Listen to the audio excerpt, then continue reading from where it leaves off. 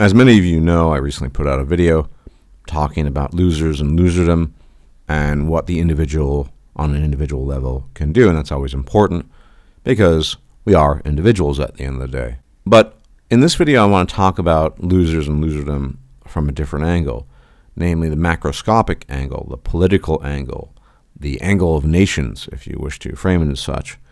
And I want to talk about some of these recent attempts by China to reinvigorate, revitalize the men of their country. As many of you might know, China is attempting to quote-unquote masculinize or remasculinize the men of their country because they've become effeminate and weak and the usual stuff.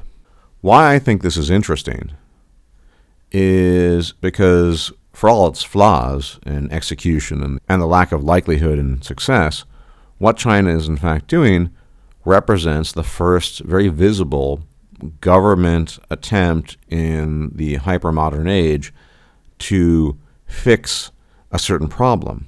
Now, let's all be honest. A loser by definition is a male. When you talk about a loser, even in common parlance, we talk about pragmatics and linguistics and how things are used in phrases, you don't really call a woman a loser. You can, but it's not really usually used that way.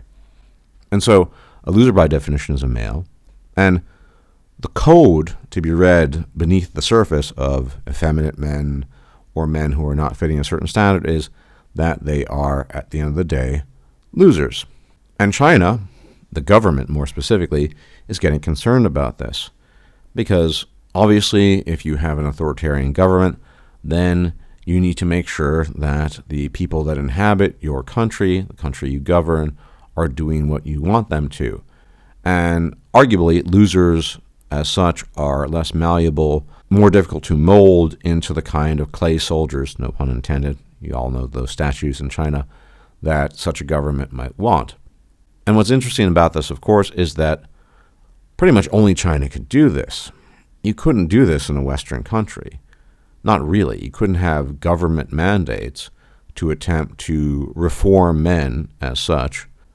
And so what typically might happen in such a scenario, if the government or society at large is looking for solutions to fix the so-called loser problem, then it's going to fall to the so-called free market.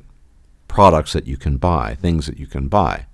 And the reality is that it's very unlikely that we're going to be able to crawl out of the current meta we find ourselves in for a variety of reasons. I've talked about them many times.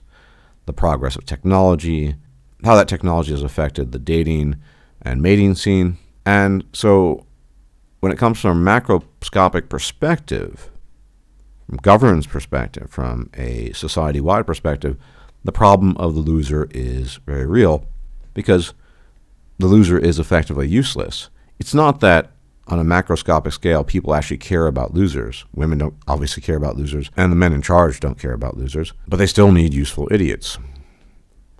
And barring the useful idiot, what they need are people, men, who are innocuous and not going to cause harm. So one side of this is the issue of carnal video and carnal video access online. I'm sure you know what I mean. And people don't like to talk about this, but carnal video online and carnal products online allow for both men and women to get rid of the carnal tension that builds up in them without having to expend the energy pursuing a real person in a real situation. So the carnal video format is serving as a distraction and serving as a tool to anesthetize people who otherwise might be very rambunctious, very upset. And it's the perfect tool for keeping the losers in check, so to speak. But it's not good enough. Because as much as losers and people who are approaching loserdom will make use of carnal products and carnal videos and carnal websites, they're still going to have to find other ways to preoccupy themselves. And this is where a quote-unquote free market solution might come in handy. Because when governments can't make use of people anymore because they're effectively useless in their eyes, when the majority of men are no longer desired by women, you end up in a situation where there aren't many options left. But there is one thing that is on the horizon, and who knows how long it'll take, and that is proper VR. Now, of course, there are already iterations of virtual reality, but this virtual reality is not the kind of virtual reality that I'm talking about. No, in fact, I am talking about a virtual reality that is all-encompassing, a virtual reality that is actually taking you out of the life that you currently live and thrusting you into a new dimension. And as cheesy and as hackneyed and as tired as these analogies of the Matrix are, effectively the Matrix is the most advanced VR in existence. And when Cypher says, I want to go back to the Matrix, what he's really saying is he wants to be plugged into the totalizing VR. That's what we'll call it. And the reason why governments and people in general who can find no use for so-called losers is for the simple reason that totalizing VR would completely anesthetize this population, effectively rendering them harmless, meaning that it would achieve something that carnal products and carnal videos and video games as such, as they exist in their current state, only achieve partly, because eventually you have to leave those situations and you have to leave those worlds. And so the totalizing VR experience, whenever it happens, and I think it's going to take a long time, is often something portrayed as desirable by your average person, but I think people are not seeing the utility for governments who wish to control people and for governments who wish to make sure the population stays anesthetized, thereby rendering them harmless. Now, China is attempting something else, but on top of that, and I've mentioned this in earlier videos, I believe last year, China has a waifu bot that potentially millions of men are plugged into. And all these forms of technology and all these attempts are approximating what would be the final goal in the development of VR, totalizing VR, where you don't know what's going on in the outside world. You are fully plugged in. And this having happened, you completely forget about reality. You completely forget about your actual life.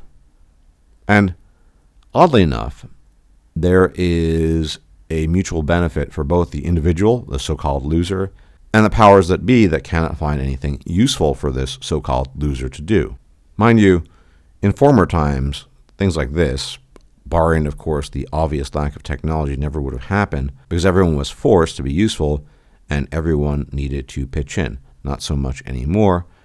And this is what I really see on the horizon.